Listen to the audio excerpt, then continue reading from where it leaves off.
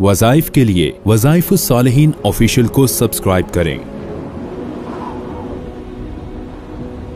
वज़ाइफ सालिहीन official.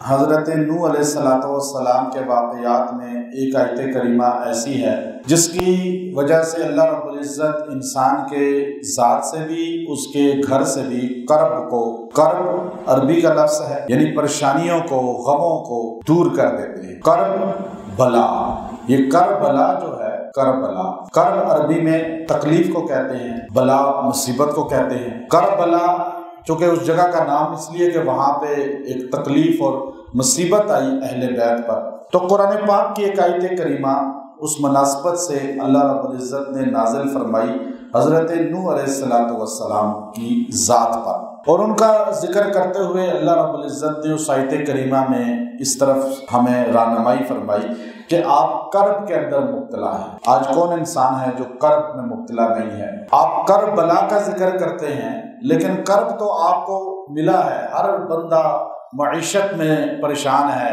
मुआशी तौर पे परेशान है, गुर्बत का शिकार है, तंगदस्ती का शिकार है। अब घर जाता है तो जाकर जो है उसे टेंशन मिलती है। क्या टेंशन मिलती है?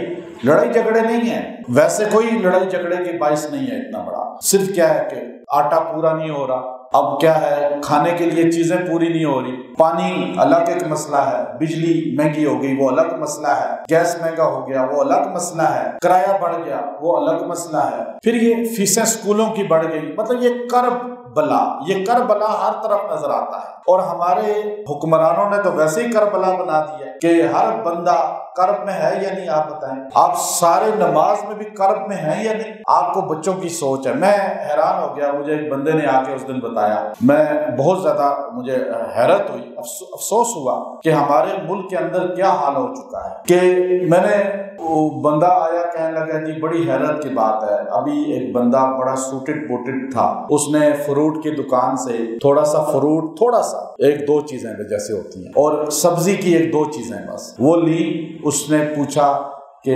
बिल कितना है, तो उसने कहा 350 रुपया। अब कितना लिया होगा आप खुद सोचें कि थोड़ी चीज ली होगी। तो वो बंदा ना वो शॉपर को रखे सोचों में पड़ गया। वो जो बंदा खरीद रहा था वो सोचों में पड़ गया, थोड़ी देर सोचता रहा, फिर यूं जेब में इधर हाथ किए फिर इधर हाथ किए, तो फिर थोड़ा सा उसको एहसास हुआ कि शायद 350 पूरे नहीं है मेरे पास। तो उसने कहा ये रहने दो। अब ये उस बंदे का हाल है जो देखने में बहुत अच्छा सूटेड बूटेड लगता है, अच्छे घराने का लगता है, पैसे वाला लगता है, तो गरीब आदमी का क्या हाल होगा? तो ये अल्लाह की पकड़ है हमारे बड़ों पे, जो सियासी बड़े हैं, जमहूरी बड़े हैं, मुल्क का निज़ाम चला रहे हैं, हमारे सियासतदान, हमारे हुक्मरान, जिसने अवाम को कर्ब के अंदर मुब्तला कर दिया। अब एक कर्ब तो ये अवामी है, ये कर्ब, इसके भी हल के लिए मैं वजीफा बता रहा हूँ। एक कर्ब वो है जो आपको मिल रहा है परेशानियों से, टेंशनों से, बीमारियों से, आप पे कोई मुकदमा कर देता है, आपका कोई जमीन हथिया लेता है, कोई आपका चीजें हथिया लेता है, अब आपका कारोबार नहीं चल रहा, आपका कोई और मुआशी तौर पे जो है निज़ाम डाउन होता जा रहा है, तो आप इस आयत करीमा को अपनी मजबूत सहारा पकड़ लें।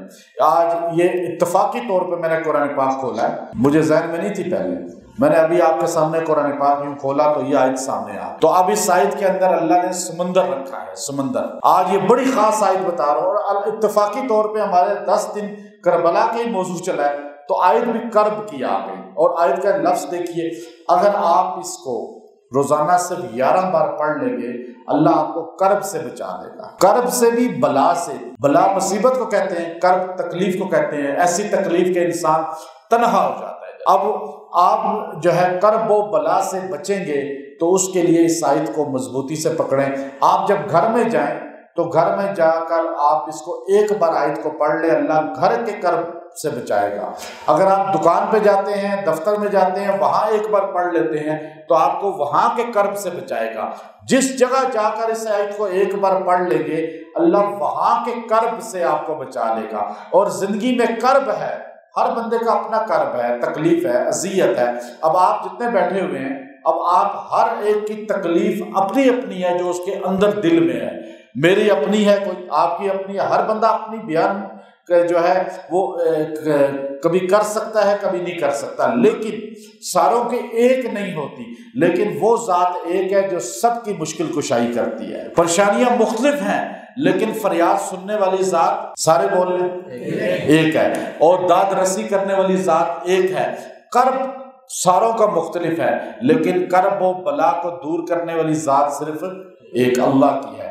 تو اس لیے آپ یہ آیت کریمہ مضبوط اس کو اپنا جو ہے، آیت نمبر 76 ہے سورہ صافات، آیت نمبر 76، 76 نمبر آیت۔ حضرت نوح علیہ السلام کی قوم پہ عذاب آیا جو کشتی میں نہیں بیٹھے، اور جو کشتی میں بیٹھ گئے وہ کرب سے، عذاب سے، تکلیف سے، اذیت سے بچ گئے۔ اب آپ بھی بچنا چاہتے ہیں، اگر آپ اس کو گھر میں پڑھیں گے ایک بار جاتے ہی گھر کے کرب سے بچ جائیں گے۔